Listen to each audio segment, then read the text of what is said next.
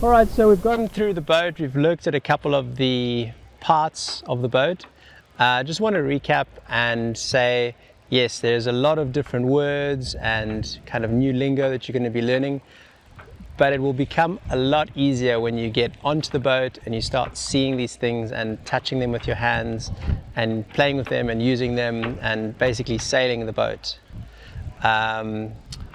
Yeah, so get yourself on a boat as soon as possible and it'll all start making sense. Okay, so we've got our hull of our boat. It's pointy at the front, and the left side facing the front is going to be port. And the word port has 4 letters, and L-E-F-T, left, has 4 letters. And then right, or starboard, has more than 4 letters. That's easy to remember.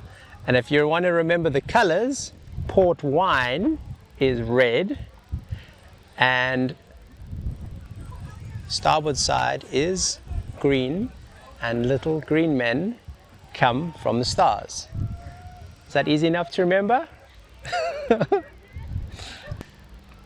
Okay, so now we have, when we're sailing, we have 2 different sides of the boat. We have the windward side, the side that the wind is hitting, and the leeward side, or leeward side, as some people refer to it.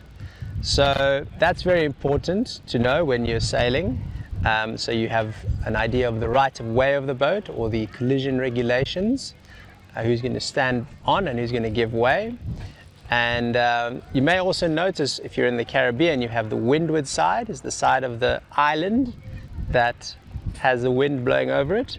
And the leeward side is usually the calmer side, less big waves and more nice to swim, is the leeward side. Our boat is pointy at the front and not so pointy at the back.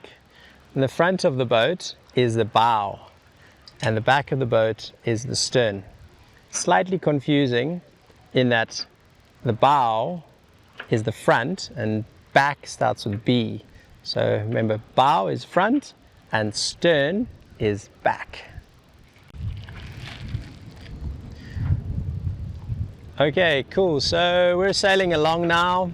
We are sailing into the wind, and we need to turn our boat through the wind onto the other tack, and we need to do that to get to our destination. Usually we can sail within maybe 30-45 degrees to the wind, kind of can't sail into the wind. Unfortunately, physics is limiting criteria for that.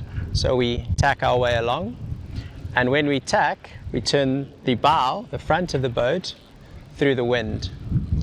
And that allows us to now go the other direction and make our way more in that direction or that direction towards our destination.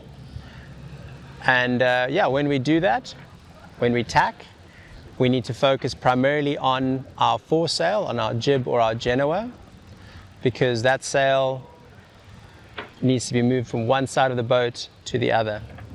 Whereas the mainsail doesn't need to be touched. It will usually move across on its own. So as the crew, you're going to need to help to pass the sheet from port side to starboard side. So you may be releasing on one winch and pulling on the other winch, or vice versa. All right, now we're going to be sailing downwind. So we may be doing some beautiful downwind sailing through the trade winds, crossing from the Canaries to the Caribbean. And we realize we've maybe gone too far south and we need to start coming a little bit north, or vice versa. And now we're going to jibe the boat.